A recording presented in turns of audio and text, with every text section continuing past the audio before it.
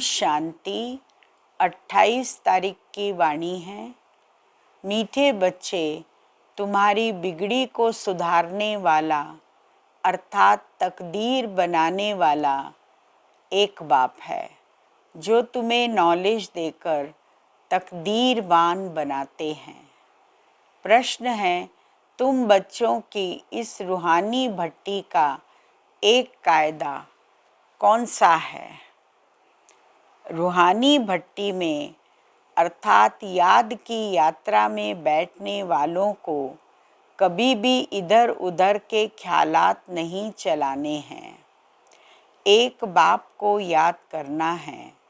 अगर बुद्धि इधर उधर भटकती है तो झुटका खाते रहेंगे, उबासी देंगे।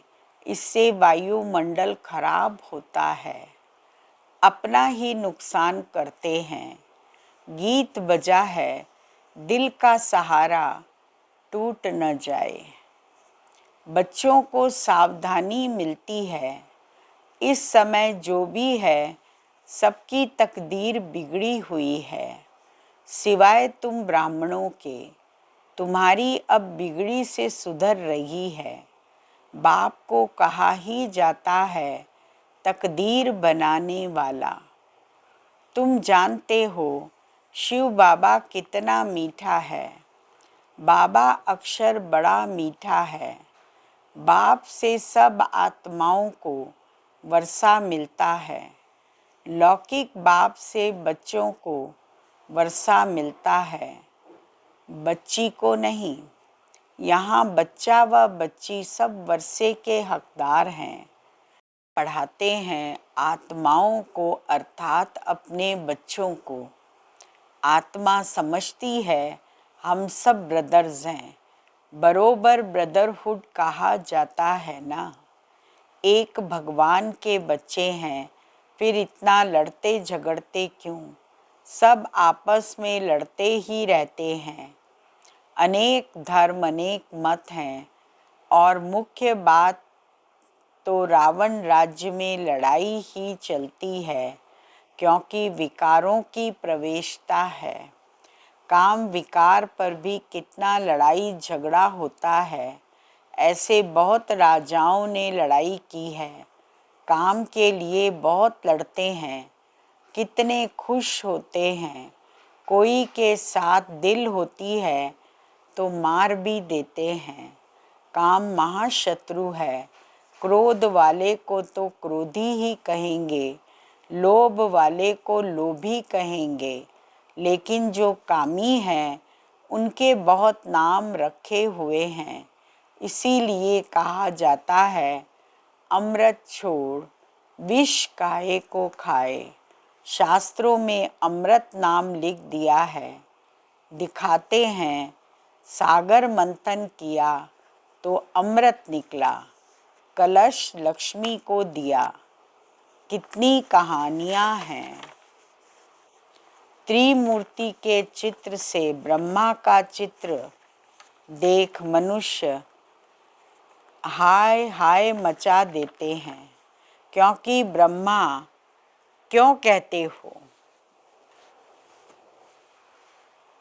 इनको ब्रह्मा क्यों कहते हो? ब्रह्मा तो सूक्ष्म वतनवासी देवता है। यहाँ कहाँ से आया? यह दादा तो नामी ग्रामी था, अखबारों में सब जगह पढ़ा था। एक जोरी कहता है मैं श्री कृष्ण हूँ, हमको 16,108 रानियाँ चाहिए। बड़ा हंगामा मच गया था भगाने का। अब एक एक से माथा कौन मारे? इतने ढेर मनुष्य हैं। आबू में भी कोई आते हैं तो उनको झट कहते हैं, अरे ब्रह्मा कुमारियों के पास जाते हो, वह तो जादू कर देती हैं। स्त्री पुरुष को भाई बहन बना देती हैं। लंबी चौड़ी बात बताकर माथा खराब कर देते हैं। बाबा कहते हैं तुम मुझे ज्ञान सागर वर्ल्ड ऑलमाइटी अथॉरिटी कहते हो। वर्ल्ड ऑलमाइटी अर्थात सर्वशक्तिवान, सब वेदों शास्त्रों आदि को जानने वाला बड़े विद्वान को भी अथॉरिटी कहते हैं, क्योंकि वह सब वेदों शास्त्रों आदि को पढ़ते हैं, फिर बनारस में जाकर टाइटल ले आते हैं। महा उपाध्याय श्री श्री 108 सरस्वती, यह सब टाइटल्स वहाँ ही मिलते हैं। जो बहुत होशियार होते हैं उनको बड़ा टाइटल मिलता है। शास्त्रों में जनक के लिए लिखा है, उसने कहा कि सच्चा ब्रह्म ज्ञान कोई हमको सुनाए। अब ब्रह्म ज्ञान तो है नहीं, बातें सारी यहाँ की हैं, कहानी बड़ी बना दी है।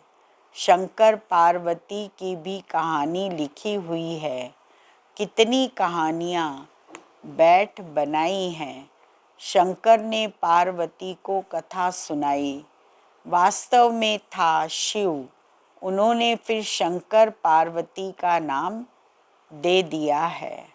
जो समझने वाले नहीं हैं वह यहाँ वहाँ देखते रहेंगे। बाबा झट समझ जाते हैं, उनकी बुद्धि में कुछ बैठता नहीं है। बाबा चारों तरफ देखते भी हैं, सभी अच्छी तरह सुनते हैं। इनकी बुद्धि कहाँ भटकती रहती है, उबासी देते रहते हैं। ज्ञान बुद्धि में नहीं बैठेगा तो झुटके खाते रहेंगे, नुकसान हो जाता है। कराची में इन बच्चों की भट्टी थी, कोई झुटका खाता था तो फिर झट बाहर निकाला जाता था। अपने ही बैठते थे, बाहर का कोई आता नहीं था। शुरू में इन्हों का बड़ा पार्ट चला, लंबी हिस्ट्री है। शुरू में तो बच्चियाँ बहुत ध्यान में चली जाती थी, अभी तक भी कहते रहते हैं जादू है। परमपिता परमात्मा को जादूगर कहते हैं ना। शिव बाबा देखते हैं, इनका बहुत प्रेम है, तो झट देखने से ही झट ध्यान में चले जाते हैं। बैकुंठ तो भारतवासियों को बहुत प्यारा है। कोई मरता है तो कहते हैं बैकुंठवासी हुआ, स्वर्गवासी हुआ। अभी यह तो है ही नरक। तुम बाप को याद करो और वर्षे को याद करो, त्रिकालदर्शी बनो।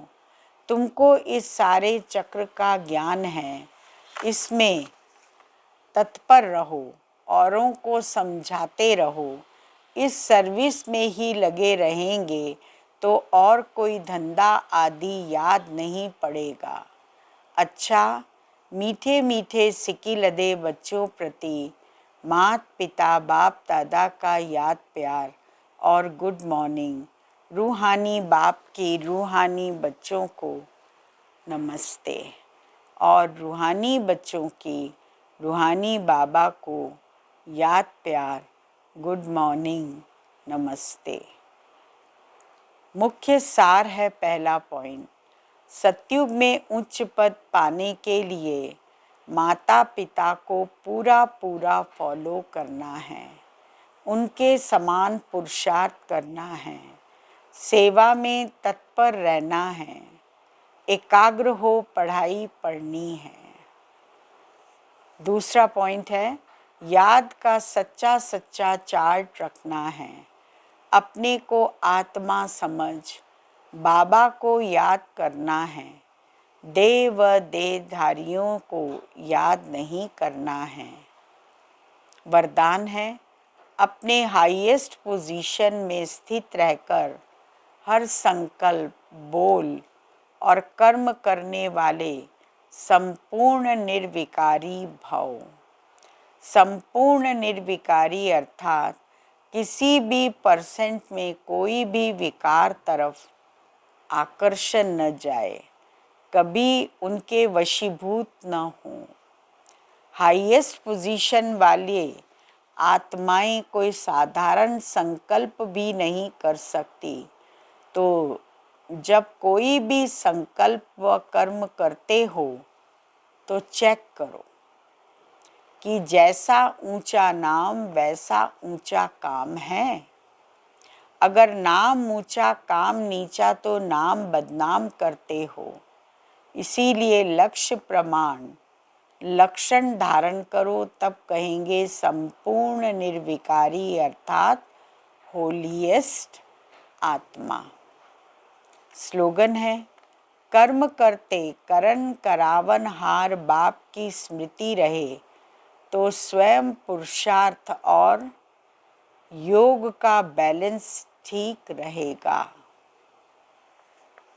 अव्यक्ति इशारा है, इस कलयुगी तमो प्रधान जड़ जड़ी भूत वृक्ष की दुर्दशा देखते हुए ब्रह्मा बाप को संकल्प आता है कि अभी अभी बच्चों के तपस्वी रूप द्वारा योग अग्नि द्वारा इस पुराने वृक्ष को भस्म कर दें, परंतु इसके लिए संगठित रूप से फुल फोर्स से योग ज्वाला प्रज्वलित चाहिए।